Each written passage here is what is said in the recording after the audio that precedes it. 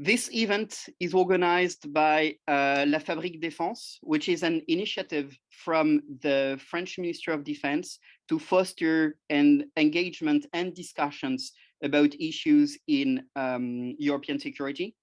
And therefore, we at the Center for War Studies are quite happy that we had the opportunity to partner up with the French MOD to organize that discussion. And we believe that it's also an interesting discussion because there have been a number of developments on Franco-Danish cooperation over the past 5 to 10 years. And it was interesting to take stock of those developments. Therefore, we are here today with 2 great speakers. First, Mr. Thierry Legendre, who is the Managing Director of AC Defense in Copenhagen. And second, Colonel Vincent Samson, who is the defense attaché at the French embassy in Copenhagen, both of whom will be able to walk us through the complexities and the news of Franco-Danish defense cooperation. So, gentlemen, without any further ado, maybe we can begin with you telling us a bit more about yourselves, about your careers, and about your experiences of Franco-Danish cooperation. Maybe Thierry, if you want to go first. Yes, thank you very much, Olivier, and also for this invitation. And indeed, a very present subject. You mentioned yourself the event in September in Paris on industrial cooperation between French and Danish companies. My own background, I've been in the industry for almost 4 years, and I have 20 years of service as a civil servant, of which I've spent 11 years in Brussels. And I've been 5 years as a defense counselor at the Danish delegation to the European Union. I've also worked for NATO Secretary General in the private office. And in general, I've dealt with the capability agenda. Regarding the French-Danish relation, I was in charge of the bilateral relations between Denmark and France during some of my years in the ministry.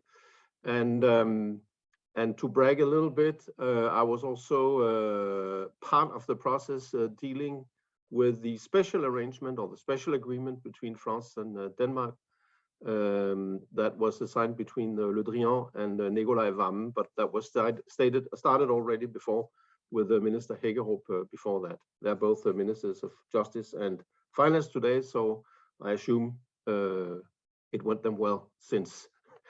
And I was also present at the last meeting between the 2 ministers before the formal signing in Paris, and that was a meeting that took place in Brussels, I believe in 2014. I will stop there. I think I've said a lot.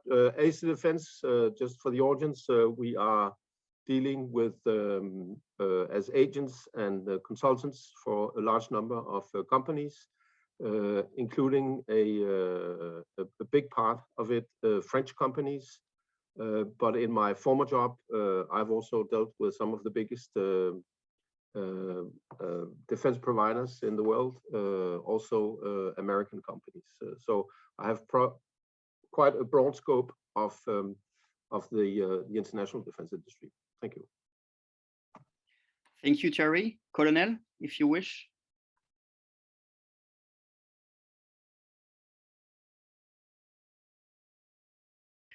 Colonel, you have to activate your mic. We all do that at least once in a Zoom meeting, so that's your chance. Well, thank you very much for this opportunity to have a good discussion about our bilateral cooperation. To my background, after having studied history, I decided to enter the army in '91, first as a reserve officer, then as a professional.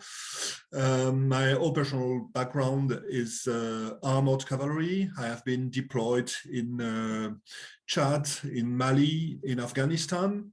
After having attended the War College, I go in the direction of the international branch, international relationship, served some years as an exchange officer in Germany, was in charge of bilateral German-French cooperation. And then during the last years at the Army HQ, I was in charge of bilateral cooperation with all the NATO and EU nations. I took over as a defense attaché in Copenhagen in August 20, being also accredited for Iceland. So far to my background. Thank you, Colonel. So I suggest we immediately begin by asking the first question, which will be, what in your views are the main strategic priorities of France? And then we'll move on to Denmark, and that will allow us to have a discussion about the potential areas of convergence, but also of divergence. So maybe, Colonel, if you can walk us through the recent strategic documents that have been published by the French authorities, and that give us a good overview of what the French strategic priorities are. And then we'll move on to Thierry for the Danish understanding of the security environment. Yes, well, regarding the French strategic priorities, we have each year we issue a strategic update. We share with all our allies, and I can confirm that the discussion we had at the level of the MOD and of the minister and of the political director of the minister have shown that we are quite fully online regarding the analysis of the threats of the strategic environment. We have a very similar perception. Very recently, our short General Burkhardt also issued a strategic vision, which is an important document to understand what are our perception of the overall situation and what are our objectives or main priorities.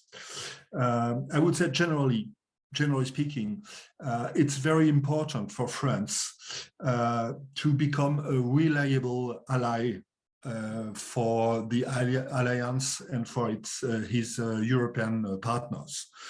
To be a reliable ally means to be militarily credible and to show our determination to assume all our international responsibilities. That's the first point.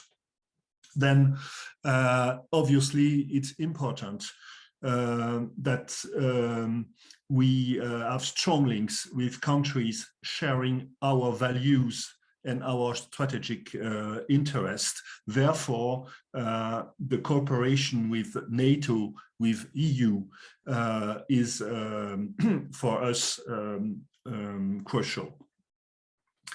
Then, if we analyze the strategic environment, we make very similar analysis.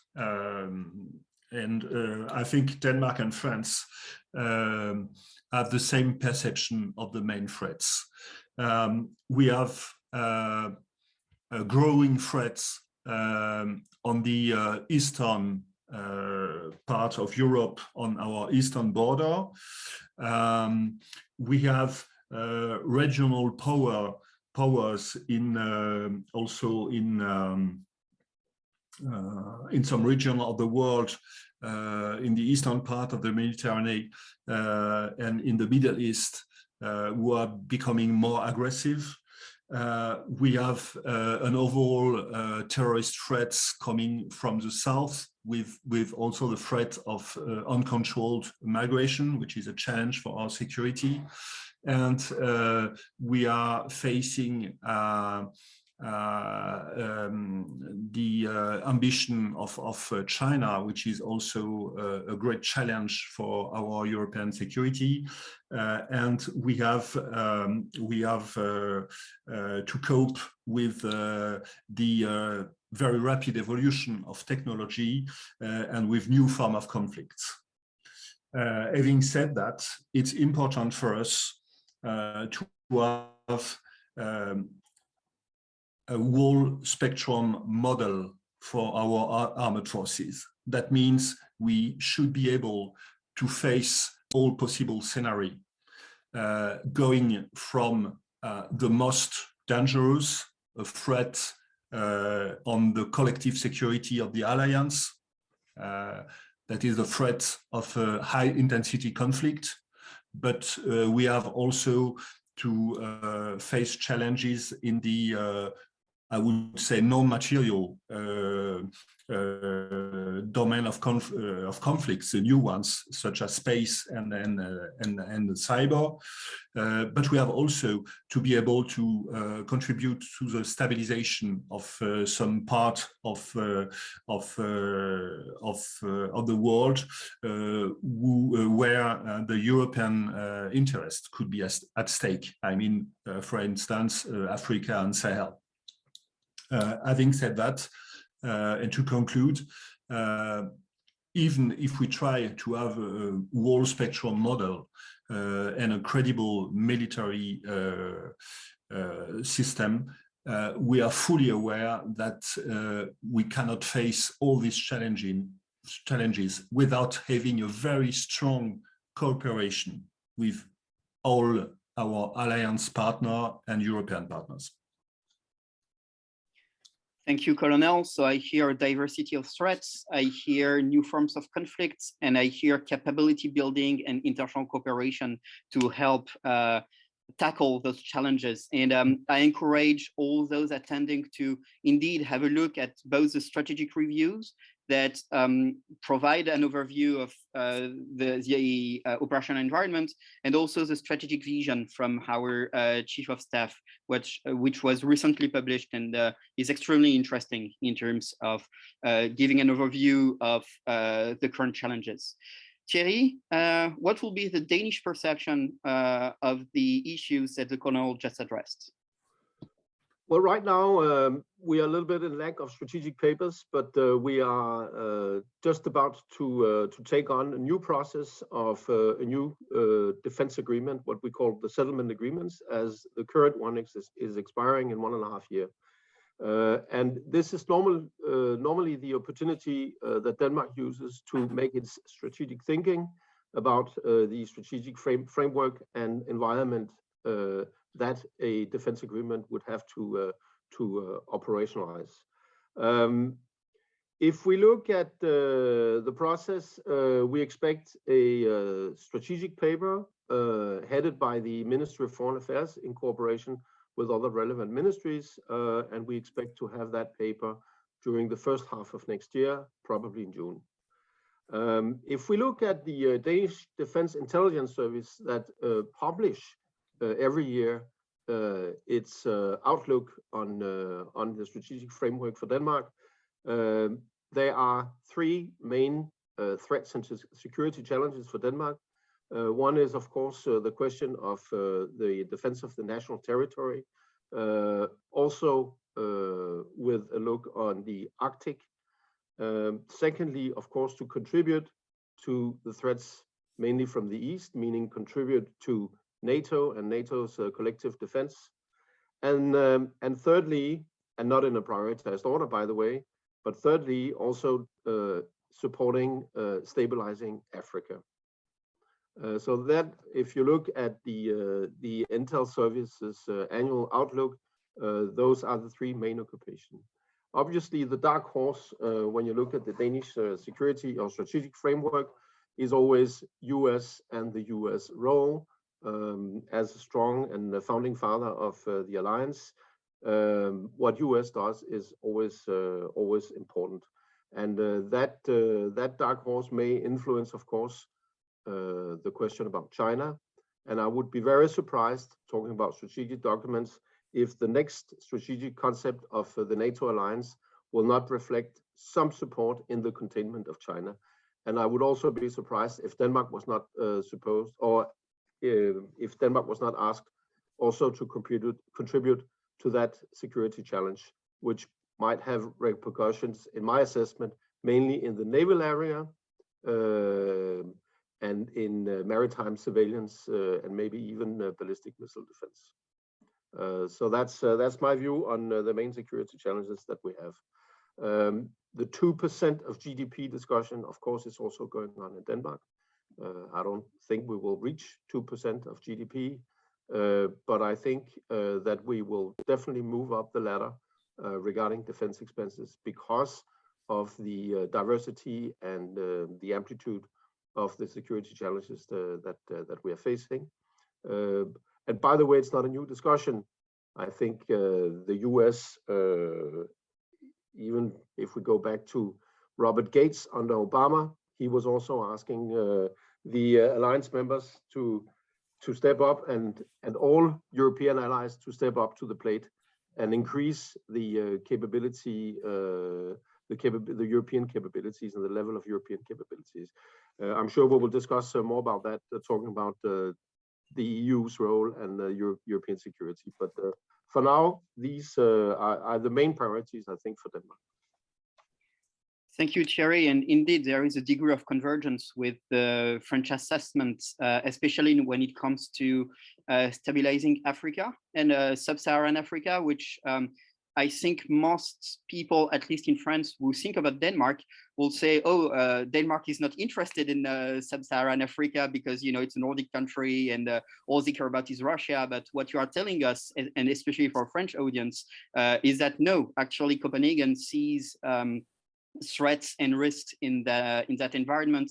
And also Copenhagen takes very seriously the issues in the Indo-Pacific, which is also part of a broader discussion on how to balance our security efforts in our engagements. So I think it's obviously a number of potential areas for cooperation. And I wonder, Colonel, if you could give us some very concrete examples of what the French and Danish armed forces are doing together, because you are basically at the heart of this dual engagement. So if you could walk us through some examples, that would be great. Yes, we have indeed, since many years with Denmark, growing cooperation. I would say with a new impetus since the last state visit of President Macron in 2018. This bilateral defense cooperation is focused mainly on operational cooperation. And Denmark is committed since some years in the Sahel region, but I would give two main examples. That is the deployment of the Danish helicopter detachment integrated to Barkhane in 1 year long. This helicopter detachment played a key role in the operation, supporting the French forces and giving us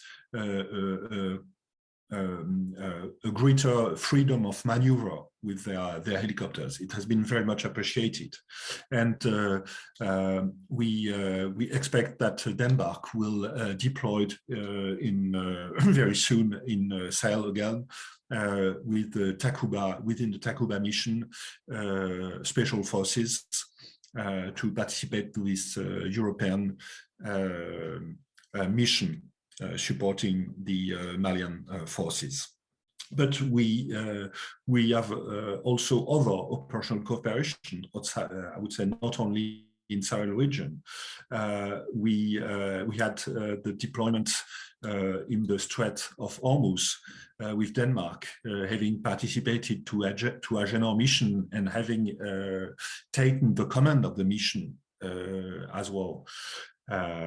From January to June 21. And we have now the deployment of a frigate in the Gulf of Guinea, which is not strictly speaking a bilateral cooperation, because it's a contribution to a common coordinated presence European navies in this area to fight against piracy.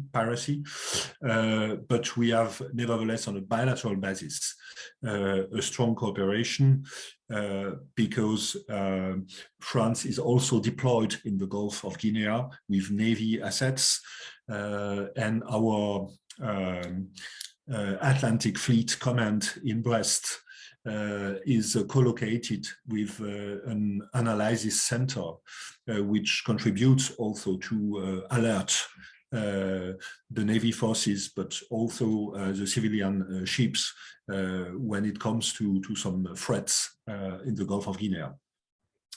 Well, as I said, this operational cooperation between our two nations is very important and permanently growing. We have also cooperation in terms of training and education. We have welcomed the presence of Danish officer very regularly in our war college. This is the case this year. We had the honor and the pleasure to have in 20 His Royal Highness Prince Joachim participating to the Shem course, which is the higher course in French forces, and having immediately after that taken over as a defense attaché in Paris, which is showing which importance have the bilateral links for both nations. We have also a very dense cooperation I would say at military political level, knowing that Denmark was among the first countries to sign the European intervention initiative, and playing an active role within this forum with some working groups which are led by Denmark. I mean, for instance, Baltic or Gulf of Guinea. We have also cooperation in terms of capability building and equipments. Denmark having recently acquired the Caesar artillery system, which is in the version Denmark acquired, one of the most modern and combat-proven artillery system currently in service. Then I would say in all the different aspects of the bilateral cooperation, we have very dense activity level and common ambition. Thank you. Maybe a question following up for Thierry is that, you know, the Danish engagement in Afghanistan, for example, was really close to the British forces. And there was a conscious decision to be close to the British because there was this privileged relationship. Would you say that while the French-Danish engagement has increased, there has been gradually a decrease between the links between basically London and Copenhagen? And if yes, why? I don't want to get into a Franco-British competition for Danish affection, but I think it's an interesting example of how a country identifies its strategic partners. I won't bite to that bait anyway, because I simply don't know. But I think the most important here is to note, I mean, Denmark is a small country, so there are limits to how many countries we cooperate with at the time within one service type. But I mean, there is a pattern in our cooperation. The Colonel mentioned the Danish contributions in Mali. Denmark has also contributed to Mali in other domains, and for many years, by the way.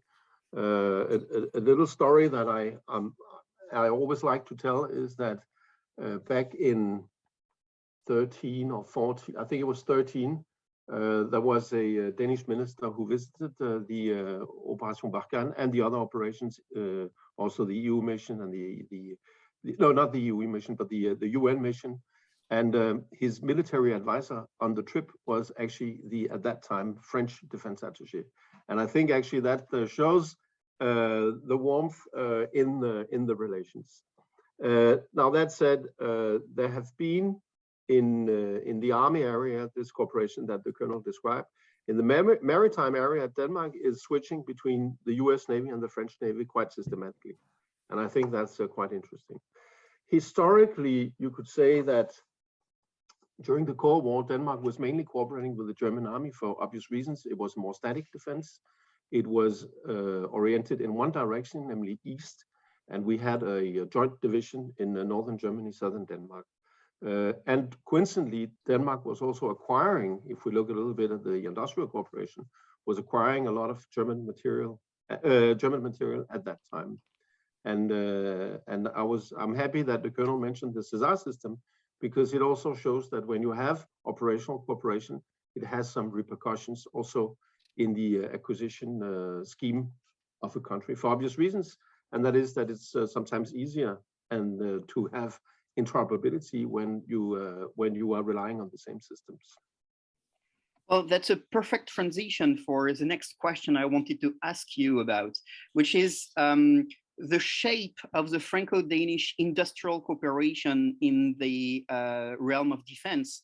Very recently, just last September, and you mentioned it, Thierry, there was a visit of a delegation of Danish defense industries with Defense Minister Trine Bramsen, who came to sign partnerships and contracts with the French defense industry. So there was also a meeting between the two ministers, which signals a degree of political commitment. So also next year, there will be an exchange on space industries. So Danish industries specializing in space defense issues who are going to have an exchange with their French counterparts. So can you walk us through a bit the shape of this industrial cooperation, and also maybe explain the difference between the two countries? Because of course, France is a country whose defense industries act as aggregator of a lot of capabilities and develop advanced weapon systems such as jet fighters or tanks. Of course, the Danish industry does not do that. It's a smaller scale provider. So Thierry, can you explain also to us where does the Danish defense industry fit into the overall French efforts? Certainly. As you mentioned, the French industry provides overall some of the most sophisticated products you could find on the market. And what we see already now, and I will answer your question, but what we see already now is that some quite high-tech capabilities are already now suggested, not least to the Danish brigade and the Danish army, because that seems to be the focus right now, also in the Danish acquisition program. Regarding the Danish industry's role in that, and I took part in that meeting, and I believe the colonel was also there.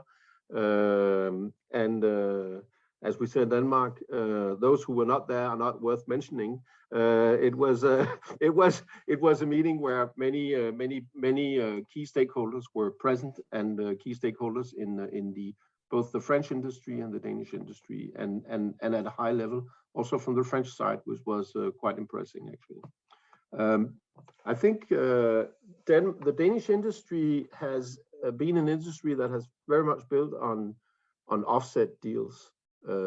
And often on government-to-government agreements, and then with an offset package that is being a little bit squeezed in the EU legislation these days.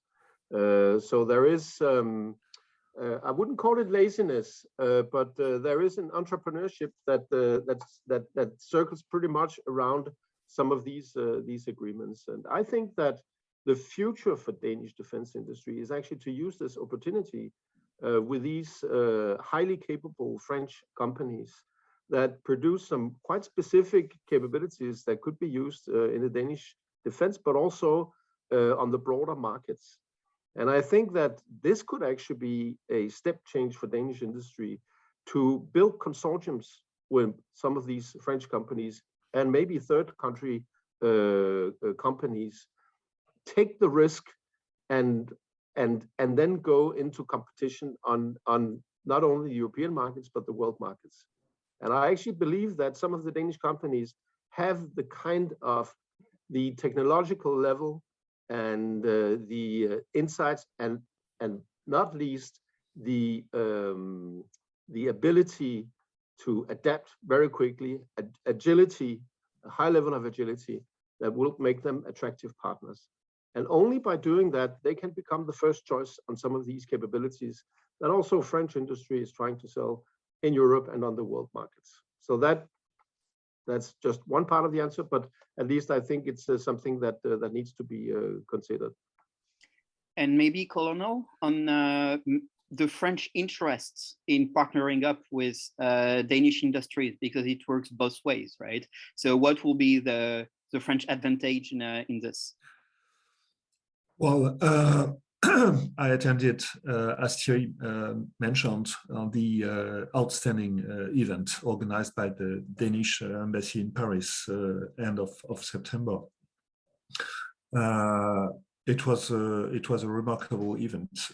We had a very good discussion between obviously our ministers, but mainly between the representative of the main companies of both nations.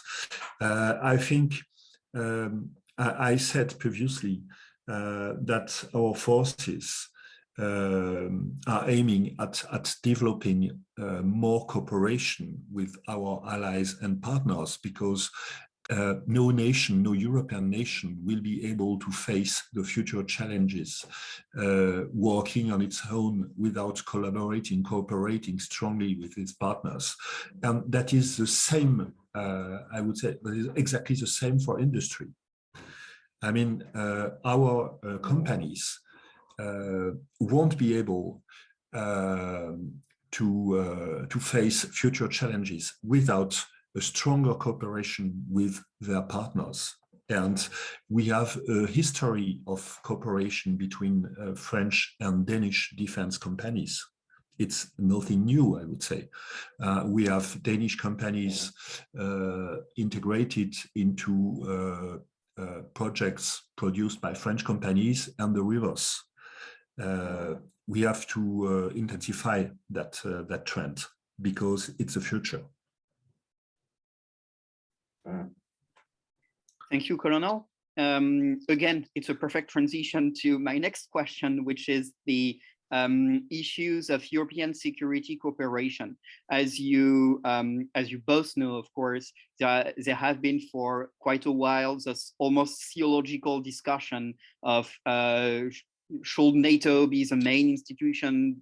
Should we need to build a European defense? What does European defense means? Is that the same thing as European strategic autonomy? And all those semantic engagements. So I wanted to ask you both, and maybe starting with Thierry, what is your view of the correct, I will say, format for achieving what I will think will be the main aims for European security cooperation, which will be capability building and also securing European neighborhoods. How do you think we should engage, and what will the role of Franco-Danish cooperation be in that context? Thanks. It's always dangerous to ask me these things, because I might speak for the rest of this small conference. But anyway, as you know, I've spent more than 10 years in both organizations, all in all.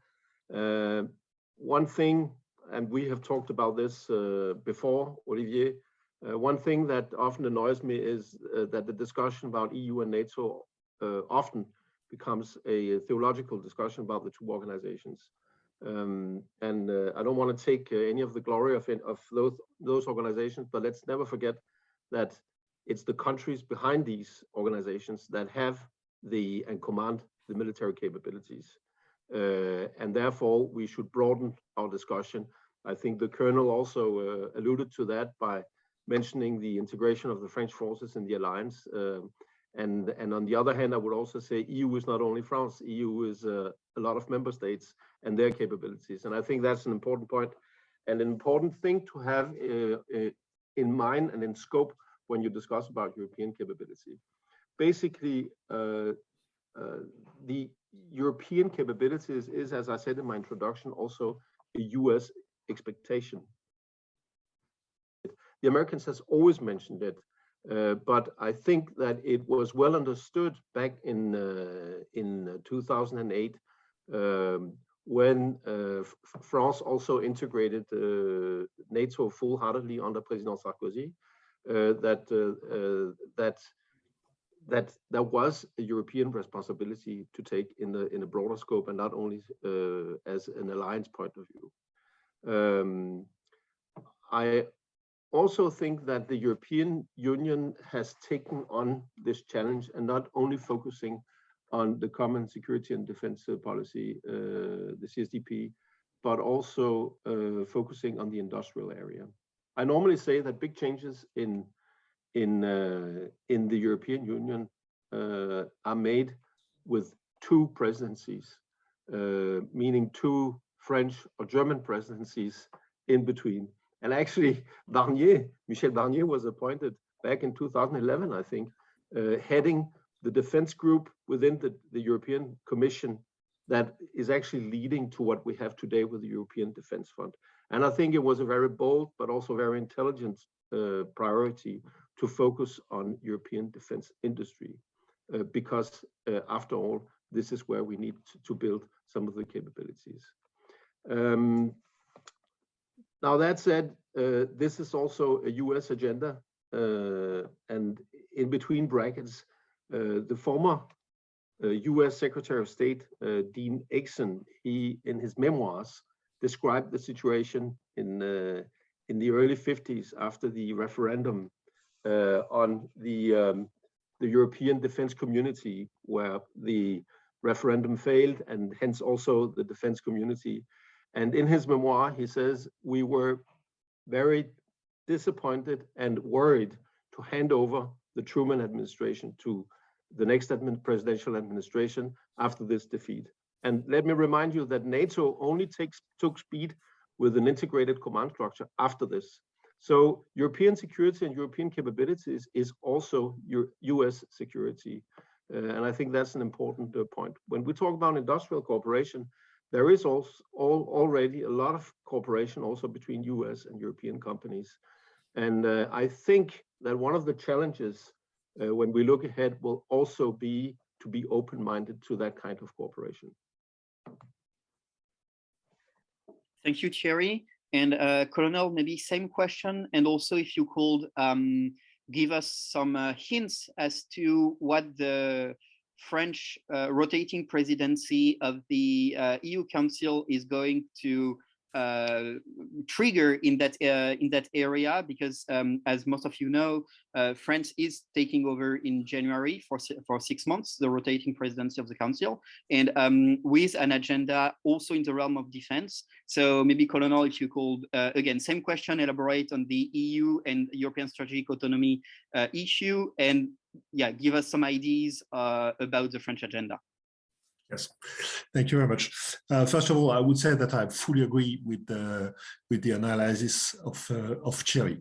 I think we should not focus too much on semantic and concept, because we could endless discuss about strategic autonomy and what does it mean, and each of us will have maybe different definition, and it's, from my perspective, not the most important thing.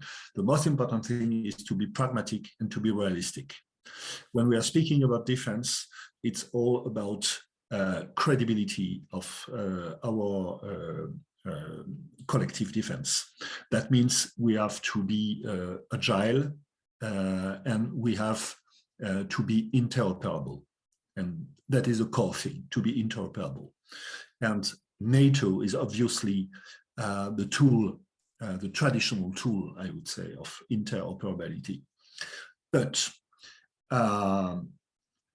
we have to strengthen, to reinforce this interoperability, not only each other nation with the US, but also to reinforce our interoperability amongst European partners, because if we do that, we will be more stronger, and we will be more stronger, and the alliance will be more stronger.